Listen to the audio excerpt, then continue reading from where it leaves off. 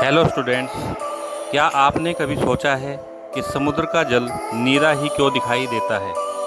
तो चलिए जानते हैं इसके विषय में।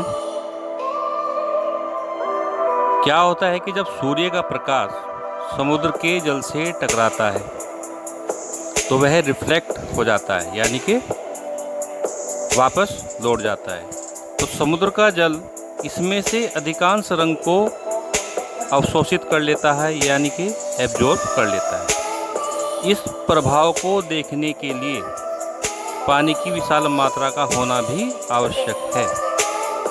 यदि हम किसी कप में पानी भरें तो उसका रंग हमें नीला नहीं दिखाई देता, वह रंगहीन ही दिखाई देता है क्योंकि उसमें कम मात्रा में पानी है। तो समुद्र के जल के अणु प्रकाश में उपस्थित लाल रंग को तो अवशोषित कर लेते हैं, यानी कि एब्जॉर्ब कर लेते हैं, परंतु वे नीले रंग को पूरी तरह से एब्जॉर्ब नहीं कर पाते, जिससे कि क्या होता है, जल में परावर्तित होकर आने वाले प्रकाश में नीला रंग तो होता है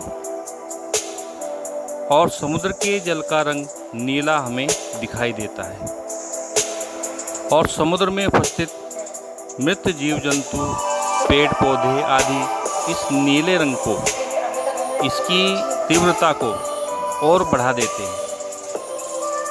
और सीधे शब्दों में कहा जाए तो समुद्र के जल में नीले आसमान का परावर्तन, यानी कि रिफ्लेक्शन होता है, इसलिए समुद्र नीला दिखाई देता है। साथ ही यह इस बात पर भी निर्भर करता है कि समुद्र को किस कोण से, यानी किस एंगल से देखा जा रहा है। तो सूर्य के प्रकाश में सभी रंग उपस्थित होते हैं, उसका एक स्पेक्ट्रम होता है।